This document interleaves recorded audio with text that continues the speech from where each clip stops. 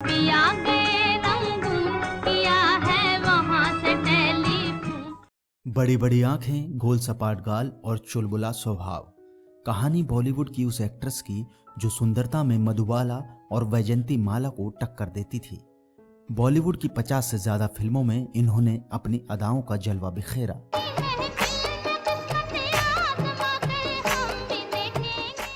शादी पाकिस्तान के जाने माने डायरेक्टर से की और शादीशुदा होते हुए भी फिर से एक डायरेक्टर के प्यार में पड़ गईं और उनसे शादी भी कर ली। पति से तलाक लेकर फिल्म मुगले आजम में काम किया और यही फैसला उनकी चमकती किस्मत पर बदकिस्मती की गहरी छाप छोड़ गया। 1960 में भारतीय सिनेमा की कल्ट क्लासिक फिल्म मुगले आजम आई थी। इस फिल्म में खूबसूरत एक्ट्रेस मधुबाला ने अनारकली का रोल निभाया था। इसी फिल्म में एक्ट्रेस निगार सुल्ताना की खूबसूरती की भी काफी चर्चा हुई थी। निगार पर ही फिल्म का मशहूर गाना तेरी महफिल में किस्मत आजमा के हम भी देखेंगे फिल्माया गया था। इस फिल्म के बाद निगार सुल्ताना की जिंदगी में ऐसा तूफान आया कि जो उनकी बर्बादी का कारण बन गया। 21 जून 1932 को हैदराबाद में जन्मी निगार सुल्ताना 5 भाई बहनों में सबसे छोटी थीं। उनके पिता आर्मी में मेजर रैंक के अफसर थे, सो उनका अच्छा खासा रुतबा भी था। मगर अफसोस कि जब निगार 10 साल की हुई तो उनके पिता का अचानक निधन हो गया। स्कूल के दिनों से ही निगार को एक्टिंग का शौक था, मगर पिता के निधन के बाद घर की सारी जिम्मेदारी उनके कंधों पर आ गई। पिता के दोस्त जगदीश शेट्टी ने निगार की मदद की और फिल्मों में काम करने की सलाह दी। साथ ही निगार को पहला ब्रेक भी दिया। इस फिल्म का नाम था रंगभूमि। रंगभूमि में निगार का रोल तो छोटा था। फिल्म भी बॉक्स ऑफिस पर कोई खास कमाल नहीं दिखा सकी, लेकिन निगार ने हर किसी का ध्यान जरूर खींचा। निगार की खूबसूरती देख शोमैन राज कपूर ने 1948 में अपनी डेब्यू फिल्म आग में उन्हें रोल दिया। यहीं से उनकी किस्मत खुल गई। फिर उन्हें बाजार, पतंगा, शीश महल, दमन, मिर्जा गालिब जैसी कई बेहतरीन फिल्मों में काम करने का मौका मिला। फिल्म इंडस्ट्री में काम करने के दौरान निगार सुल्ताना की मुलाकात पाकिस्तान के मशहूर डायरेक्टर और प्रोड्यूसर SM यूसुफ से हुई। पहली ही मुलाकात में दोनों को एक दूसरे से प्यार हो गया। निगार ने करियर की परवाह किए बिना उनसे शादी भी कर ली। हालांकि शादी के बावजूद निगार की लोकप्रियता में कोई कमी नहीं आई। 50 का दशक जब अपने अंतिम दौर में था तो निगार की जिंदगी में एक बहुत बड़ी मुसीबत सिर उठाए खड़ी थी।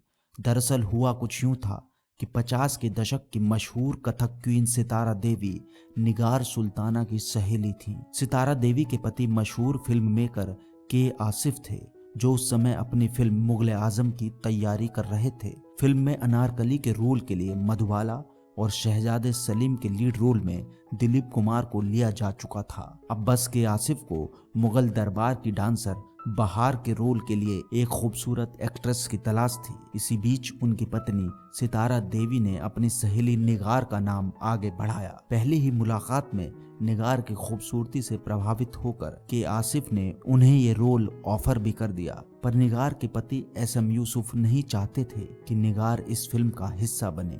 पति की बात को नजरअंदाज कर निगार ये फिल्म करने पर अड़ गईं। यूसुफ के लाख समझाने पर भी जब निगार नहीं मानी तो पति ने उनके सामने विकल्प रखा। यूसुफ ने निगार से कहा, या तो शादी बचा लो या फिल्म में काम करो।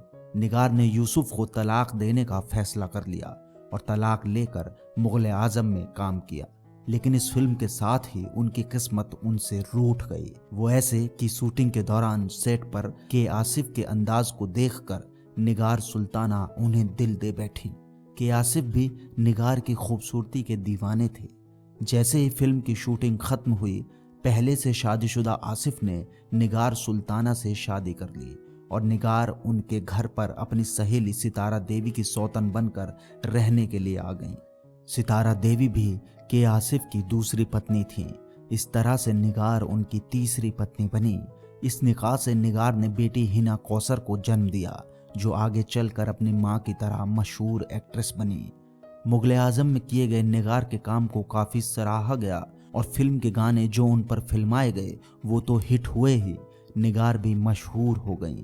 निगार अपनी लाइफ को उस समय खूब इंजॉय कर रही थी, मगर अब उनकी जिंदगी में एक बड़ा तूफान आने वाला था जिसने उन्हें पूरी तरह बर्बाद कर डाला। निगार को उस समय बड़ा झटका लगा जब निगार को खबर मिली कि उनके पति के आसिफ ने दिलीप कुमार की बहन अख्तर से शादी कर ली है। इसके बाद से निगार का दिल टूट गया। निगार और सितारा का धैर्य जवाब दे गया। सितारा देवी ने के आसिफ का घर छोड़ दिया, लेकिन निगार सुल्ताना ने अपने पति के खिलाफ कानूनी लड़ाई का सहारा लिया। कोर्ट में जैसे ही मामला पहुंचा कि आसिफ ने भी बिना देर किए निगार सुल्ताना को तलाक दे दिया। इसके बाद भी निगार कानूनी लड़ाई लड़ती रहीं, पर इस बात का उनके करियर पर बुरा असर हुआ। उन्होंने फिल्मों में काम तो किया, मगर ज़्यादा दिन तक वो सरवाइव नहीं कर पाईं और इस तरह से एक खूबसूरत एक्ट्रेस का करियर ख़त्म हो गया। वो बात अलग है कि निगार ने हार नहीं मानी, अपने बूते पर बेटी हिना कौसर को फिल्मों में काम दिलाया और वो आगे चलकर एक बड़ी एक्ट्रेस बनी। हिना कौसर ने भी 50 से ज़्यादा फिल्मों में काम किया। निगार ने अपने करियर के आखिरी दिनों में परिवार का पेट पालने के लिए फर्नीचर शॉप भी खोली थी।